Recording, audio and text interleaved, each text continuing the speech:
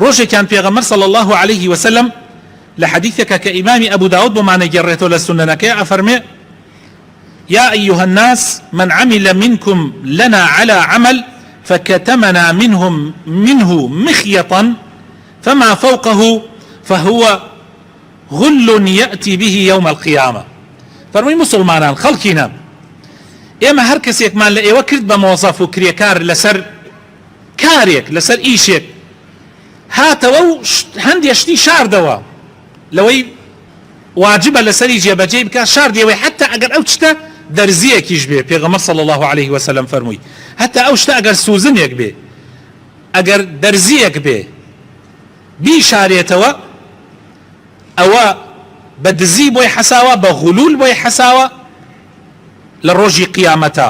لە ڕۆژی قیامەتە بەسەر شۆڕیەوە ئەیهێنێتە حزوری خوای پەروەردگار.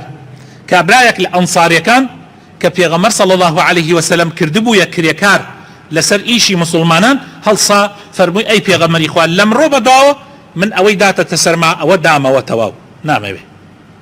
یعنی ئەو وەزیفەیە کە بە من داوە لە ئەمڕۆ بەداوە نامەوێ. پێغەمبەر صلی الله عليه وسلم فەرمووی بۆچی؟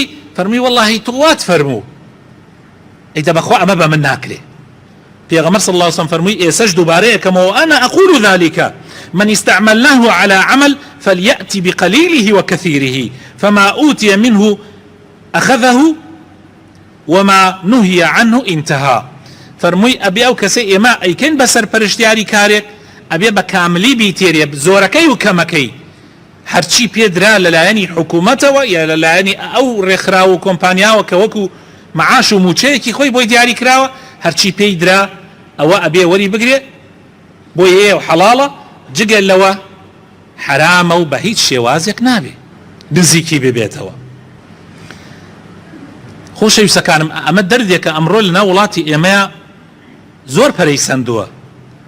زۆر کەس لەژێر ناوی دیاری و هەدیە و ئەوانە دزیەکە دزی گەورە هەر لە دزیەکی ئەوەندە گەورە کە پشتی ئەم ملەتەی شکاندووە هەتا ئەگاتە دزیەکی بچووک کە مۆزەفێک و فەرمانبەرێک ئەیکا و بچووکی ئەزانێ لەوانەیە بەکەمی بزانێ بەڵام لە لای خوای تەعالا بچووک هەر بە دزی حەساوە گەورەش هەر بە دزی حەساوە.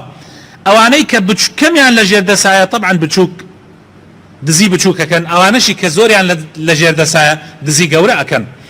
ئەمەی کە دزی بچووکەکە مادام توانی دزی بچووک بکە بەیانی ئەمە ئەگەر بەرپرسێکی گەورە بێ عینەن وەکو ئەوەکانی تر کە دزی گەورەکەن دزی گەورەکە.